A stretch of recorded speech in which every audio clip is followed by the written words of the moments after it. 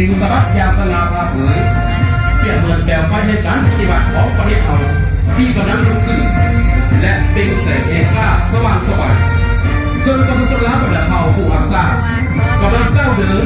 ใต้ภูมิคุ้มของชาติปฏิบัติต่อหน้าที่ทักษะปกปักรักษาและสร้างฐานพัฒนาประเทศชาติให้นักปื้อเจริญทางดีเป็นแผ่นและก้าวขึ้นอย่างยืนยั่ง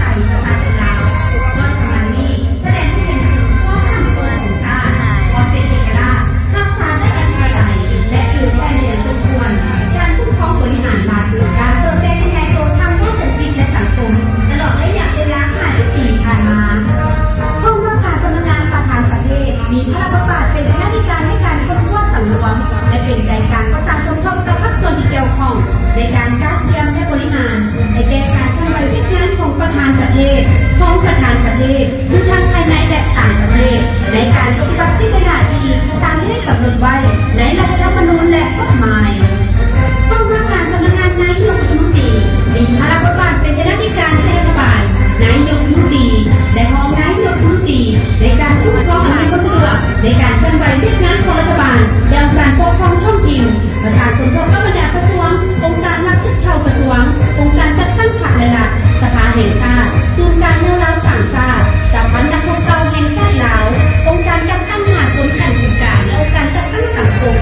สร้างเงื่อนไขอำนวยความสะดวกในด้านต่างๆในแก่การเคลื่อนไหววิจารณ์ของรัฐบาล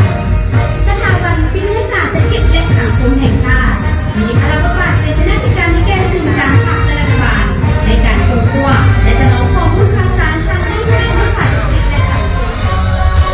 นังสิไปเอาแถวก้อนสินานมา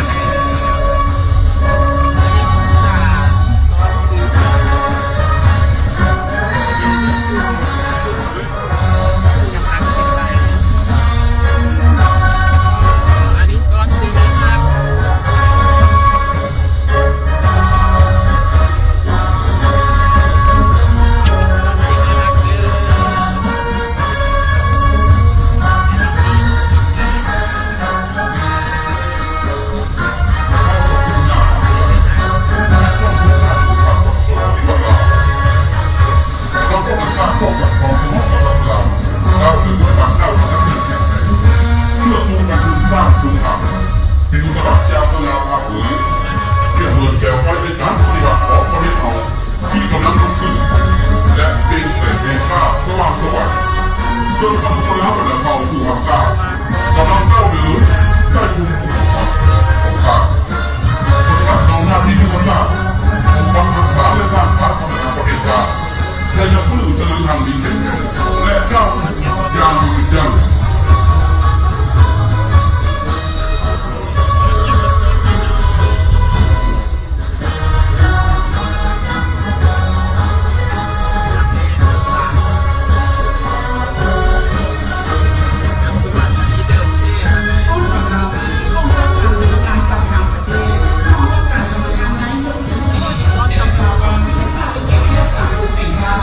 มีจำนวนตัว173นายนับโดยกำลังรถต้นกำลังการวัย50 ปีการสถาปนาสาขาขนาดสร้างไทยประชาชนลาววันขณะนี้แสดงที่เป็นวัฒนธรรมของชาติความเป็นเอกลักษณ์รักษาได้อันตรายและถือแค่ในสมควรการคุ้มครองบริหารมาการเติมเต็มขยายตัวทางด้านเศรษฐกิจและสังคมตลอดระยะเวลา50 ปีที่ผ่านมา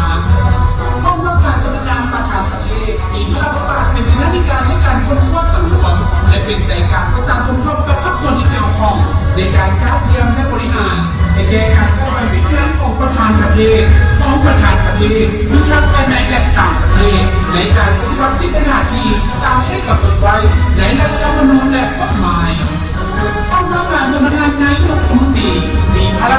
เป็นหน้าที่การที่รัฐบาลนายกรัฐมนตรีและรองนายกรัฐมนตรีในการคุ้มครองอำนาจรัฐบาลในการเคลื่อนไหวเวียดนามของรัฐบาลและการปกครองท้องถิ่นประชาชนพบกับระดับกระทรวงองค์การรับผิดชอบกระทรวงองค์การเลือกตั้งภาคหลักสภาแห่งชาติศูนย์การเมืองเราสามชาติสภาพระเราแห่งชาติลาวองค์การการตั้งหลักสำคัญสุดและองค์การเลือกตั้งสังคมสร้างเส้นทางอำนาจรัฐบาลในด้านต่างๆในเกณฑ์การเคลื่อนไหวเวียดนามของรัฐบาลสถาบันวิทยาศาสตร์เศรษฐกิจและสังคมแห่งชาติมีพระราชบัญญัติเป็นหน้าที่การแก้ไขปัญหาทางรัฐบาลในการควบคุมและสนองข้อมูลข่าวสารทางเทคโนโลยีและสังคมและ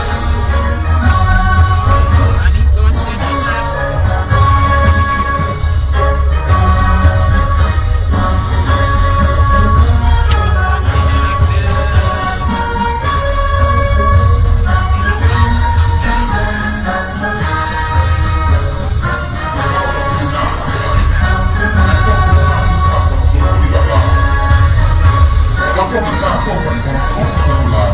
เราหรือว่าข้าวสารเพื่อชูประชุมสร้างสุขภาพปีกุศลยามสลาวาเผยเรียกเงินแก่ไปให้การปฏิบัติของประเทศเขาที่กำลังถูกขึ้น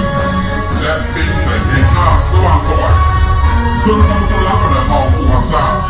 กำลังก้าวเดินได้อยู่ในสภาพของข้า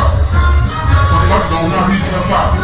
องค์กรทักษะและสร้างสรรค์ประเทศชาติและจะฟื้นเจริญทางนี้เป็นแห่งและข้าวจารุณจันทร์